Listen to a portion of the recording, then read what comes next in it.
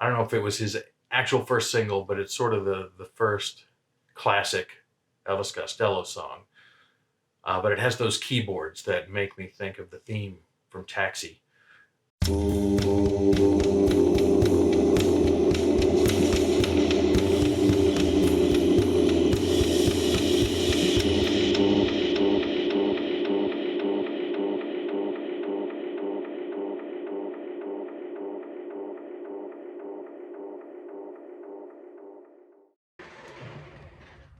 Hello, VC. Plastic Eric here, Plastic Soundwave Cult, here for another rainy, cloudy edition of Collection Connection. The game that's just an excuse to talk about music. Um, it's a game that I play with my brother Bryce. He's over on Good Show Ponsonby. He does his pick every Thursday. I do my pick every Monday. And we find a connection between each one of the albums that we pick. So, and we go through our collection, and it has to be in our collection. So last week, my brother showed Elvis Costello, My Aim Is True.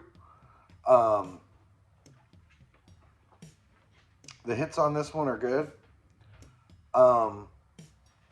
The deeper tracks, I to be honest, I just skimmed through it. I'm probably going to listen to it while I'm editing.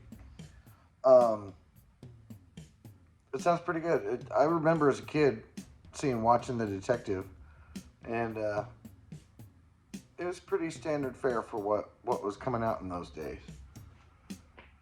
So, one of the things that Elvis Costello is famous for is for running his mouth a little bit, or being rude, or he was the angry young man at that time, and we're talking about in the late 70s, early 80s, where, he said a couple of things that he probably regrets maybe now. I don't know. I can't speak for the man. But probably one of his most famous things that he did was getting banned on Saturday Night Live. He famously started with one song and switched into Radio, and got him banned for a while. And eventually he did go back on Saturday Night Live. I believe he was allowed back on in 1989. And he was, kicked off in like 77 or 78. And he famously recreated when he got banned with the Beastie Boys, where he came running out and they did Radio instead of the Beastie Boys song. But there were, I looked up the list, and there were quite a few that were banned on Saturday Night Live after they did their performance.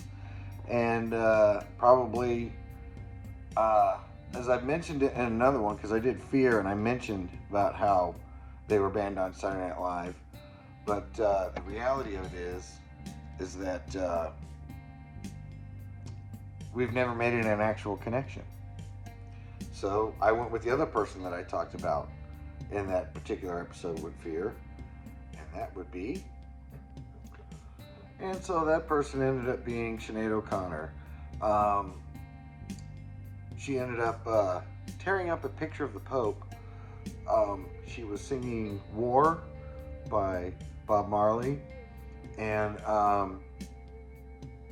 at the end of the song, she tore the picture and went off about the evils of the Catholic Church as far as child abuse, and that it was being covered up. Got in a lot of trouble for it, even though it turned out to be true, and even got another pope chucked. She definitely took the brunt of all of that. And when I talked about her before, I made it sound like she disappeared. And one of the comments that I got was, you're totally wrong about that. She didn't just disappear. And admittedly, after this album, I did not know about any other thing that she did. And I wrongly assumed that her career was over. But it kept going on for several more albums. She definitely has a different way of looking at life.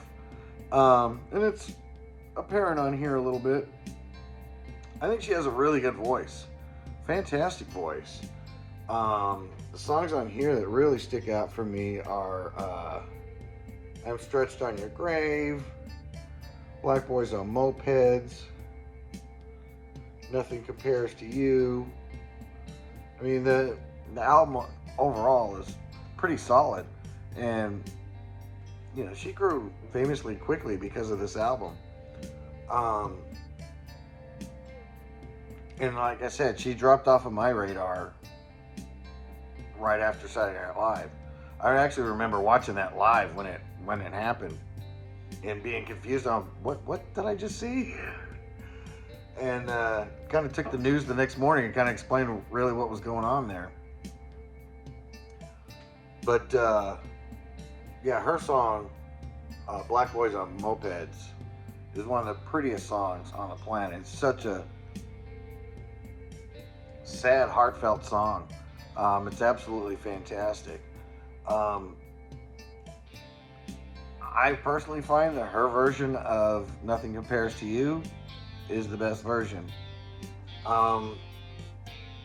Absolutely fantastic.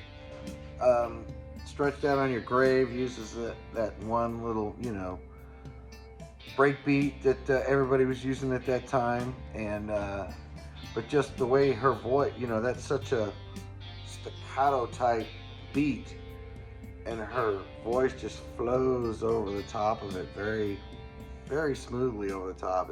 It's really good. And unfortunately, I have not listened to much of her after this, but overall, I do really like this album. I don't have it on vinyl, and I still have the tape when I bought it years and years and years ago. But the tape sounds pretty good. It's on that XDR type Dolby stuff. And so,